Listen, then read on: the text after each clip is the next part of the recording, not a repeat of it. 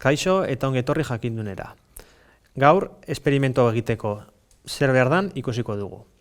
Kutxa vertikal bat, bi kotxe, kable bat eta sama bat. Lehendabizi ikusten duguna da bi kotxeak lotuta eta kablea kutxa gainetik pasatzen dugula. Kotxe bat jausten izten dugu eta lurrean dagoena nola mugitzen den ikusi dezakegu. Bigarren kasu honetan, egin behar duguna da lurrean dagoen kotxeari sama bat jarri behar diogu. Orain, ikusten dugunez, lurrean dagoen kotxea sama dauko eta goian dagoena jausten izterakoan ikusten dugu sama duen kotxea ez dela lehen beste mugitzen. Baina hau zergatik gertatzen da. Bigarren Newtonen legeagatik, goazen arbelara.